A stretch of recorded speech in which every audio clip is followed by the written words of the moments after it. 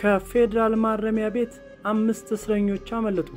የካቲት 28 ቀን 2017 ዓ.ም በአዲስ አበባ የከፍተኛው ፍርድ ቤት ልደታ ምድብ ችሎት ለነበረው ቀጠሮ ወደ ፍርድ ቤት የሄዱት እነዚህ እስረኞች ውሏቸውን ጨርሰው ወደ ማረሚያ ቤት እየተመለሱ በነበረበት ወቅት ይዟቸው ይጓዝ የነበረው መኪና ጎፋ ማዞሪያ ተብሎ በሚጠራው አካባቢ ሲደርስ የጸጥታ አካላት ላይ የኃይል እርምጃ በመጠቀም ከመኪና ሊያመልጡ እንደቻሉ ሰምተናል። ከፌደራል ማረሚያ ቤት እስረኞች ሲያመልጡ በወራት ጊዜ ውስጥ ይህ ለሁለተኛ ጊዜ ነው።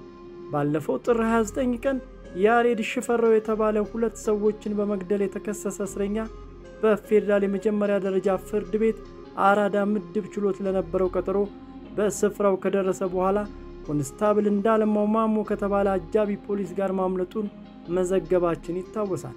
የካቲት 28 በተከሰተው አጋጣሚ ማምለጣቸው የተነገረላቸው እስረኞች በከባድ ውንብድና ወንጀል የተከሰሱት ንጉሴ ተስፋዬ በርሄ፣ ሸበራ ድሪብሳ በየነና ማዕረግ በርሄ ደስታ፣ በአስገድዶ መድፈር ወንጀል የተከሰሰው ያዕቆብ ታምራት ግርማ እንዲሁም ሰው በመግደል ወንጀል የተከሰሰው መሰረት ምትኩ ጌታቸው የተባሉ ግለሰቦች እንደሆኑ ኢትዮፒካ ሊንክ የተመለከተው ከፌደራል ማረሚያ ቤት ኮሚሽን የወጣ ሰነድ ይገልጻል።